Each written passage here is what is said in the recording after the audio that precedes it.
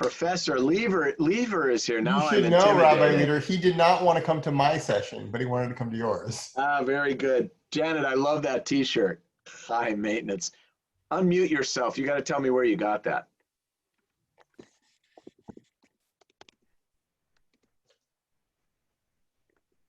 Come on, doctor. I can figure that out, huh? There you go. A Goodwill in like Santa Rosa, California, a million years ago. Yeah. Well, I'm glad you got it before the Goodwill was damaged by smoke and fire. It's pretty awful up there today. Yeah, I know. It's so sad. That's a great t-shirt though, Janet. I love that. Why is my picture not showing?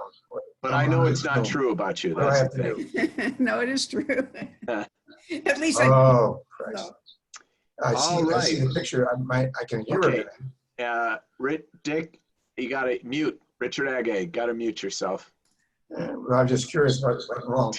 Or not. You can't see it. I see. Okay. Bye.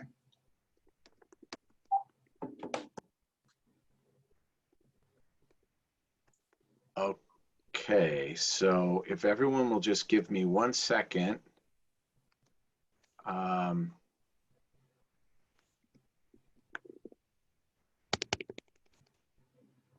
need to, hey Jess, can you hear me? Yeah, I can. I can hear you. Do I need to make you a co-host? Yes, you do. And Dawn should still be here too. So, okay. But yeah. I am, because I'm not the host. I can't make someone else.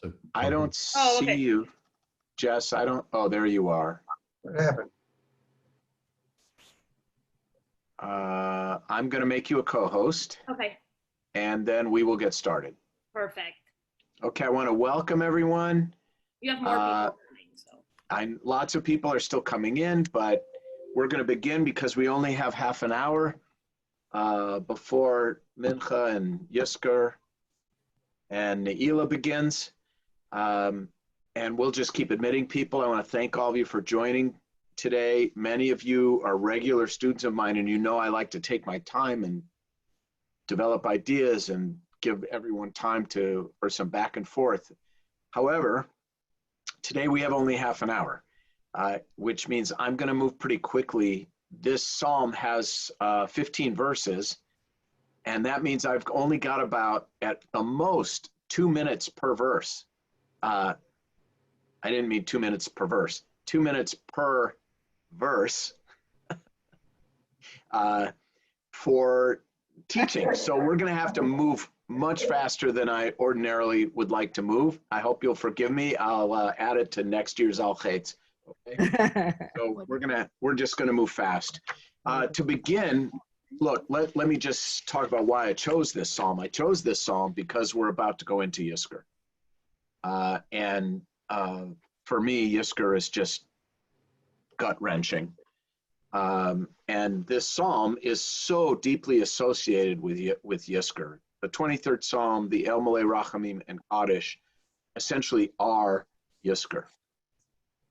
And that's why I chose it to examine, and that's why I chose this half hour, because I hope to send all of us into Yizkor with a deeper and more comforting understanding of this psalm, what it represents, and hopefully it will help carry us through some of the pain that is necessarily a part of what it means to remember the people we love who have died. The psalm itself, of course, was never written for that original purpose. Yizkor didn't exist when this psalm was written. We don't know who wrote it. It's attributed, as are all the psalms, to King David, who lived about 3,000 years ago. We know that King David didn't write this psalm, nevertheless, because it refers to things that happened. Well, let me put it differently. He didn't write all of the psalms. It's possible he could have written this one because it's ahistorical, but he could never have written all the psalms because some of them talk about things that happened only after he had died, and in language in Hebrew that didn't exist while he was alive. So we know David didn't write all of them. It's possible he wrote this psalm. Let's just jump in. The 23rd Psalm read almost universally at Jewish and Christian funerals. And I want to just put up, I don't want to assume everyone knows the text. So let me just walk us through the text just once. The Lord is my shepherd, I shall not want. He maketh me to lie down in green pastures. He leadeth me beside the still waters. He restoreth my soul. He guideth me in straight paths for his name's sake. Yea, though I walk through the valley of the shadow of death, I will fear no evil, for thou art with me. Thy rod and thy staff, they comfort me. Thou preparest a table before me in the presence of mine enemies. Thou hast anointed my head with oil. My cup runneth over. Surely goodness and mercy shall follow me all the days of my life, and I shall dwell in the house of the Lord forever. So that's the psalm in its entirety. Let's take it down now, Jess. And now let's just take this verse by verse. We're going to take it one verse at a time. Let's begin with this whole idea of the Lord as shepherd. The Lord is my shepherd, right? Obviously, a metaphor of 3,000 years ago. If you were writing a psalm today, it's unlikely you would choose shepherd as metaphor, but let's think just deeply for a moment about the shepherd's task. The shepherd's task, obviously, is to protect the flock. Any of you who know anything about shepherding, and I actually happen to know a little bit about it because I fish in places where shepherds actually exist, and I've been in Africa where shepherds exist. The shepherd is ultimately responsible for the flock, but there is an assumption that the shepherd will never be able to protect the entire flock. For those of you who know Torah,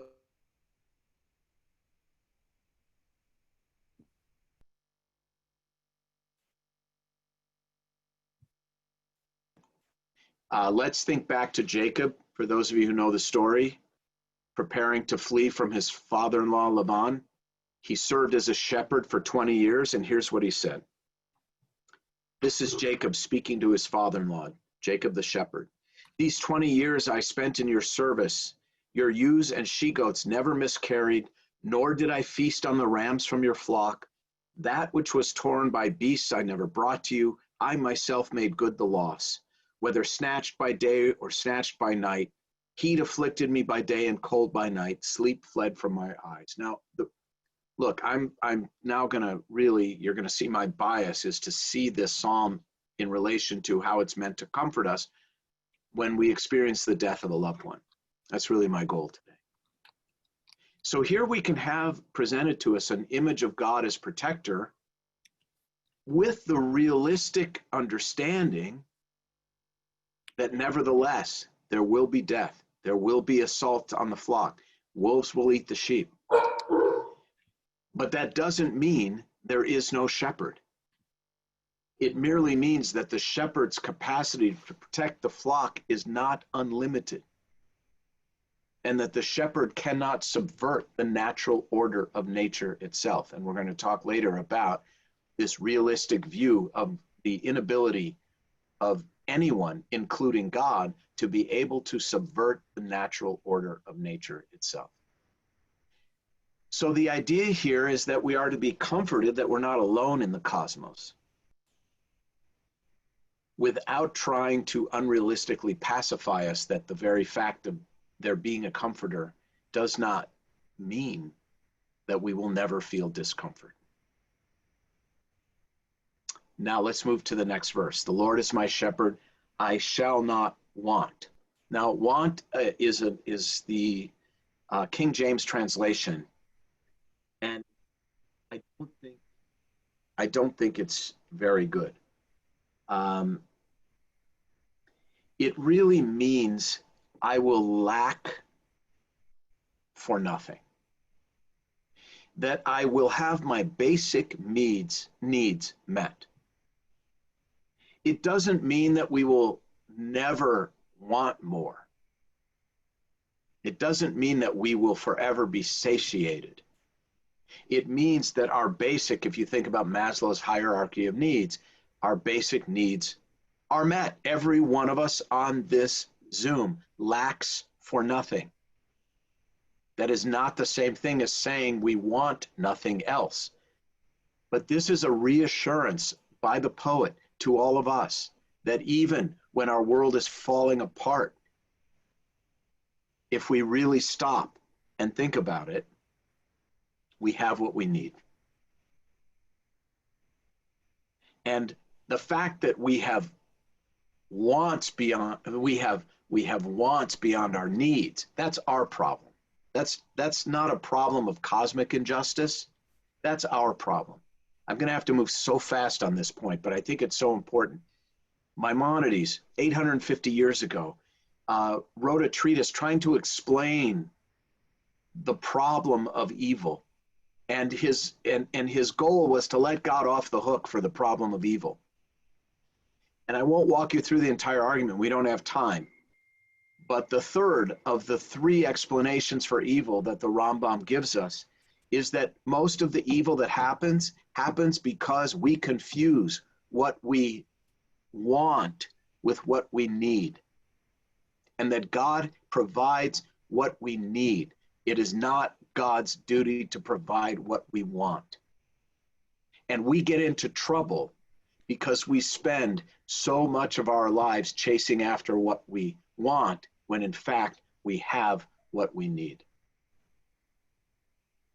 So when we think about evil from the Maimonidean perspective, it is an issue almost always fabricated by human beings' inability to realize they lack for nothing that we do not want.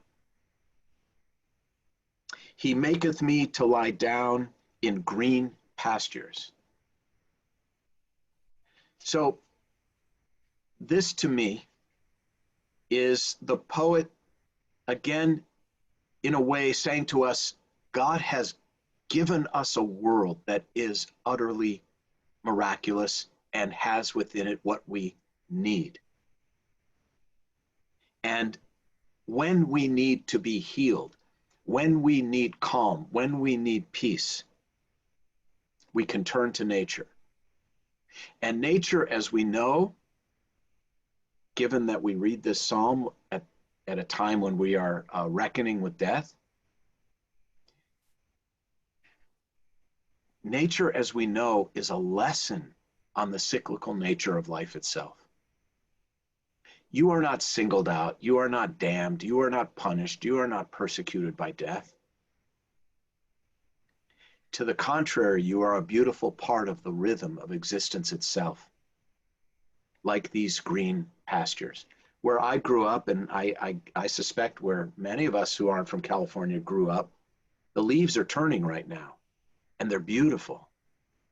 Where I grew up is the whole state is an impressionist painting right now. It's staggeringly beautiful, partly because all those leaves are dying. And they drop to the forest floor. We all know this. They drop to the forest floor and they nourish the trees for the next season. So there's something very sensible and healing about nature, about these green pastures, about the fact that flowers blossom, die, shed their seeds, grow, and blossom again. And now the still waters. First of all, water is life. We know that. We're born. We're conceived and born in water. Water is life itself. You can go 3 minutes without oxygen, and you can go 3 days without water and 3 weeks without food. You cannot live without it. And it is life-sustaining itself. And so this is, again, the poet telling us we have what we need. We have what is required to sustain life itself. And of course, the metaphor of water is this reminder that life will go on even if our loved ones will not, and even if we will not. That the very force that sustains life itself will continue to exist. There's another beautiful water metaphor that I love, which I don't want to get too geeky on you guys, but this idea that water also takes on different forms.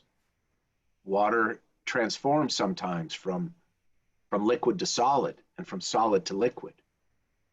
And I also find this very comforting when I think about the afterlife, when I think about the destiny of our souls, that we're living one kind of life right now in our existence. We're in a certain form. Let's say it's flowing water, or let's say it's frozen water. But this life-sustaining force itself doesn't disappear when our bodies die. It takes a different form or shape. I think water is a beautiful metaphor for the soul. And that leads us, of course, to the next line. He restoreth my soul. By the way, I'm using the Old English here because every time I teach this psalm and use gender neutral language, etc., people always say, it doesn't work when you just teach it the old-fashioned way. So please forgive me for doing this the old-fashioned way. But we're so invested in this language. Nobody cares if we contemporize Shakespeare, but you mess with the language of this psalm, I'm telling you, every time I do it, I get 20 emails from Jews who are angry with me. So I like to keep my angry email quotient to 10. So, all right. So let's keep piecing this together. He maketh me to lie down in green pastures, the cyclical, restorative peace and wisdom of nature, true of the waters. And then we get to this line, he restoreth my soul. This idea of replenishment, that our souls can be replenished. Our souls are not like a bank account that you can zero out. Our souls also are what differentiate us from animals. My dogs aren't here, but behind me. Usually when I'm in this room, my dogs are sleeping behind me, and I love my dogs. And I see Claudia's dog is there on the screen. We love our dogs, but let me just tell you guys something. Saying good dog is idiocy. It's like saying good weather, good tree. They are instinctual beings. I say my dogs love me, but if someone else fed my dogs, they would love someone else. Human beings are differentiated because we have this soul that enables us to make moral choices. These souls that can be replenished by nature, by spirituality, by love. And this is what makes us human. And this is the life force itself that exists in different forms, whether or not our bodies exist. He guideth me in straight paths for his name's sake. Straight paths is not a great translation. In fact, it's actually a terrible translation because it does not speak to the meaning of this verse. A much more accurate way to think about this is not a straight path, but a righteous path, the path of righteousness. The Hebrew is the ma'aglei tzedek. Tzedek, we all know that word. Justice, righteousness. It's not a straight path as in the shortest distance between 2 points being a straight line. That is a completely false reading of the verse. It is the path of righteousness. In fact, we all know that the shortest way is often the least moral way to accomplish something. The shortest way, the straight path in terms of distance in life, is often the most morally compromising path. So a much better way to think of it is the psalmist saying to us, take the righteous path, not the shortcut. Honor God, because remember, he guideth me in straight paths for his name's sake, meaning God. God guides me in the path of righteousness for God's sake. In other words, we honor God by taking the just path, the righteous path, not the shortcut. That is the intention of the verse. And now, now the psalm begins to move from this general understanding of the eternality of the soul, of the connection between human beings and God, to now it really begins to focus on the issue of death itself. Yea, though I walk through the valley of the shadow of death. Ge'etz al mavet, the valley of the shadow of death. Now, I see my boss, and more importantly, my dear friend Donna Nadell is on this Zoom. And why am I singling Donna out? Because I remember very vividly, and I'm sure she's in your heart today as my dad is in mine, Donna. At the Shiva, after Donna's mother's funeral, I was given the honor to say a few words. And I chose this verse because I knew it would comfort my friend. How is this a comforting verse when we face the death of someone we deeply love? Yea, though I walk through the valley of the shadow of death. There are two very deep ideas in this verse. I think this is one of the most profound verses in the entire Bible. By the way, this psalm is probably the only thing most people can recite by heart from the Bible. Okay, let's all be sure we're on mute, because I'm about to bring the high heat, so come on. All right, there we go. Yea, though I walk through the valley of the shadow of death. Two deeply spiritual, profound ideas in this verse. First, we walk through the valley. So simple, yet so difficult. It's such a hopeful idea that we don't stay in this darkness forever. We do find a way to walk through the valley. Whether we believe we'll be able to or not, somehow we all manage to put one foot in front of the next, day after week, after month, after year, and somehow we walk back out into the light despite our grief.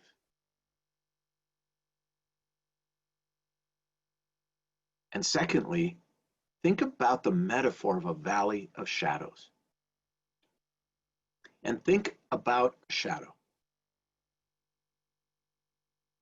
No matter how dark, no matter how long, I don't think I must have said this 1,000 times in my rabbinate, and I'll say it 1,000 more if I can. Think deeply about a shadow, and you will realize that a shadow is actually proof of light. You cannot have a shadow unless the light is still shining. It is obstructed. Obviously, in this metaphor, it's obstructed by the mountains on either side of the valley. But those of us heading into Yizkor now, we know what's obstructing the light. It's our grief. But we also know that our grief is a reflection of our love for the person who has died,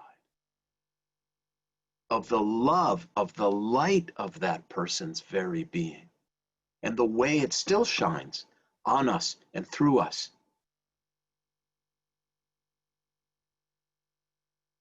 Shadows are proof of light.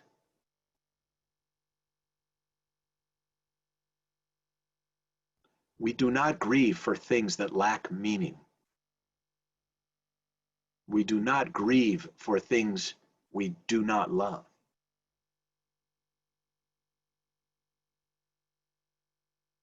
It's an incredible verse. Yea, though I walk through the valley of the shadow of death, I shall fear no evil, for thou art with me. Here again, a very deep and profound verse. If I had to sum this verse up, I would sum it up in 4 words. We are not alone. Some of you know I've spent a fair number of years now thinking about, writing about, researching, experiencing physical and emotional pain.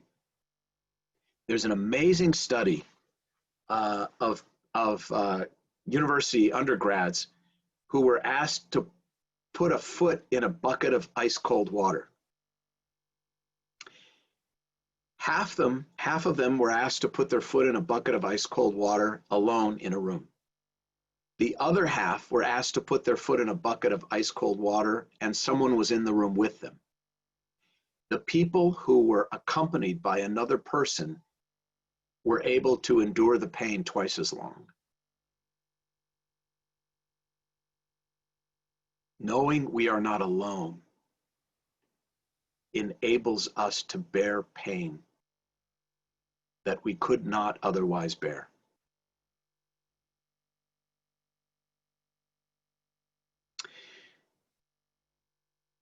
So what the psalmist is saying here is, not only I can handle this because I'm not alone, he's also saying, I think I can handle this because God is on my side and not on the side of the illness or the accident or the tragedy. That God is over here with me, not over there with that.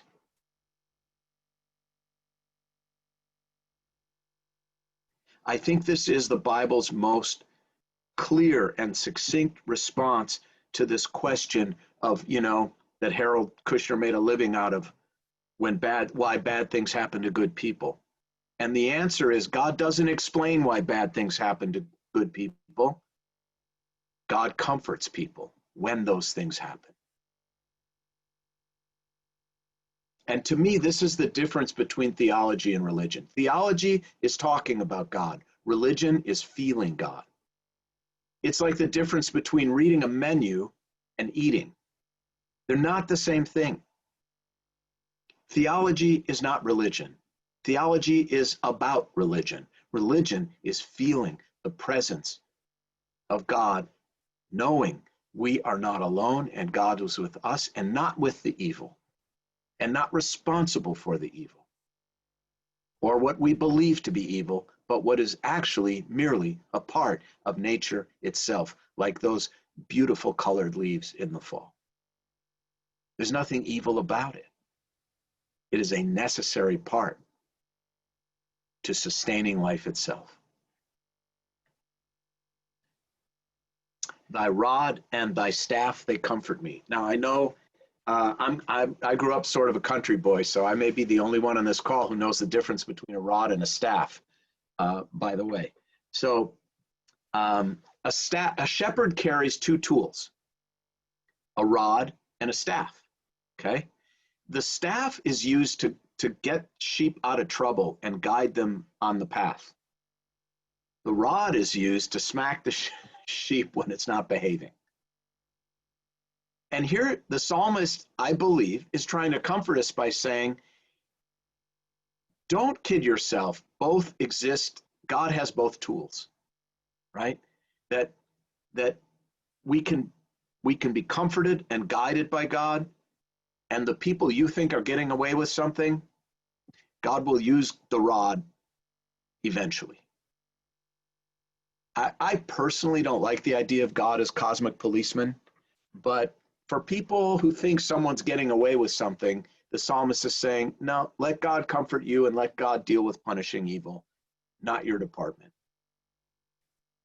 And now someday I'm going to give this for well, I don't know if I am because I'm running out of years to do it, but someday I'm seriously going to consider giving a High Holy Day sermon on this verse. Thou prepares a table before me in the presence of mine enemies. It seems like such a weird verse. After all this theological stuff, we get this weird, almost mean-spirited verse. Thou prepares a table before me in the presence of me, like all you people who are my enemies, you're going to watch how God favors me, and I'm going to eat. By the way, we have a delicious kugel in the oven right now. It's driving me crazy. I'm going to have this beautiful meal provided for me by God, while all of you, my enemies, are going to starve and sit there and watch me eat because I'm being rewarded and you're being punished. That's sort of the common understanding of the verse, but I don't buy it. I particularly, and even if that is the right answer, I have a better right answer. Definitely a better right answer for today. Think of the idea of gathering together all of the people who this past year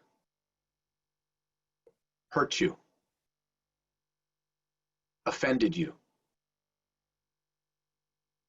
ridiculed you. Imagine inviting them all to sit down with you around the dinner table for a conversation about your relationship. Imagine inviting your enemies to dinner and how potentially healing and beautiful that could be. Now, I know what you're thinking. It could also be disastrous, but maybe not. I know that Yizkor started. I will not be offended if you drop off, but I will remind you, it was all pre-recorded, so you can watch it after this if you want to hang with me, and I'll try to move a little faster. Steve, at the end, I'll give the instructions on how to watch after 5 p.m. Okay, good. So you guys can stick with me, and then Jodela, my other boss and friend, she will tell us all how to tune into to Yizkor. Thou anointest my head with oil. Now, whenever I read this psalm, I emphasize the word my, because it leads to the next theme in the psalm. Anointing was for kings and queens. If you were anointed during the time this psalm was written, you were powerful. You mattered. And here the psalmist is asking each of us to read, to say, to think about out loud. Thou anointest my head with oil. I, Steve Leder, you, Jeff Lipp, you, Lowell Singer, you, Janet Lever, you, Ruth Stock, you, Cindy Feeder, you, Deep Meserve, you, Mark Siegel, Miriam and Lee, Nancy, Mark, Linda, Ruth, Mary, you are anointed. That's what the psalmist is saying. God has anointed your head with oil. You too, Claudia, you, Roy, everyone on this Zoom. You are royalty. You are powerful. You matter. Make a difference. Live like it. Live like your head was anointed with oil by God. Be worthy of that. That is the intent of this verse. Every year we open the door for Elijah and he's never there. I mean, we fool the kids. We pour a little wine out of the Kiddush cup and pretend Elijah visited, but we know. We opened the door and Elijah wasn't there. This verse says you be Elijah.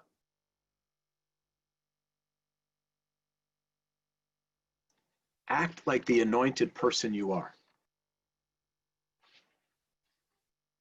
My cup runneth over. To me, the single most important, essential religious emotion is gratitude. Religion ultimately is about gratitude. Everything is a blessing. Abraham Joshua Heschel said you have to live either like nothing is amazing or everything is amazing. The religious person lives as if everything is amazing. Everything is a blessing.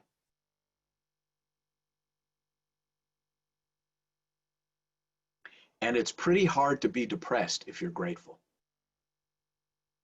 You can be sad, but gratitude is the balm, the cure for the existential crises that afflict us as human beings. My cup runneth over. No matter the size of your cup, it's always full if you are grateful. Surely goodness and mercy shall follow me all the days of my life. I'm gonna teach this verse with a really old rabbi story that like every rabbi in the world has told before. So forgive me if you've heard it. Story about a rabbi who sees one of his congregants who's always rushing. This guy's always in a hurry. He's always going somewhere. And the rabbi says, "What are you running after all the time? Every time I see you, you're running, you're chasing. What are you chasing after all the time?" He says, I'm running after success. I'm running after prosperity. I'm running after a good living. What do you think I'm running after? And the rabbi says to him, that makes sense if you assume that all of those things are ahead of you, trying to elude you, trying to escape you, trying to get away from you. Then, of course, it makes sense. You have to run as hard as you can to catch up to them. But what if they're behind you, looking for you, waiting for you, but they can never embrace you because you're always running away from them? You know, what if God's gifts are there for you, but you're never home to receive them?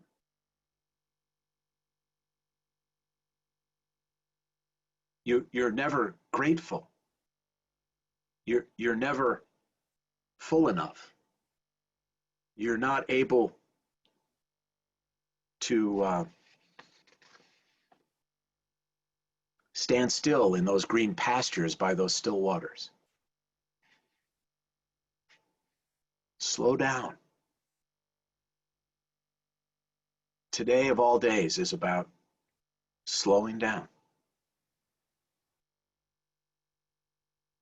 And finally, and I shall dwell in the house of the Lord forever.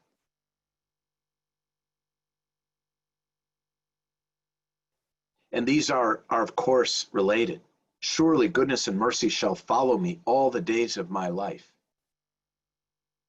And I shall dwell in the house of the Lord forever. The reason for being good is to escape the existential loneliness of a life spent wandering, rushing, searching for meaning.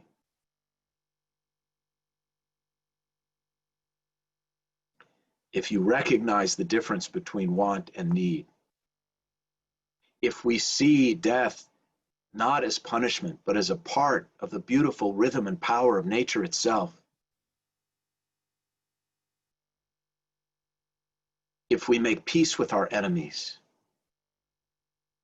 if we live our lives as the anointed, blessed human beings that we are, we're never alone.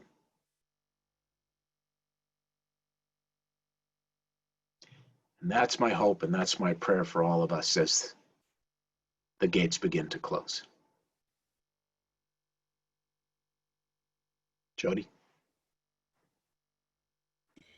Hi, everybody. It's so nice to actually see people. I was in a very empty Glazer today, so it's very easy. Just use the link that you've been using to get into services. When you log into that spot, you'll see the live service already playing. If you scroll down just a little bit further past the service, you'll see a button that says Media Library. Click on that. And then you'll see all of our services from my holidays from this whole last 10 days. And then you just click on the one that says Yizkor and Ne'ilah, and it'll start fresh from the beginning. And that's all you got to do. Yeah, go to Media Library and you can kind of rewind. Yes, right. The service that's happening right now. That's right, exactly. And if you have any trouble, remember what I said about millennials last night. Go find yourself a millennial. They'll rescue you. Okay? Thank you, Steve. You're welcome. Shana Tova, everybody. Shana Tova, everyone. Shana Tova. Right. Shana Tova. Thank you. Shana Tova.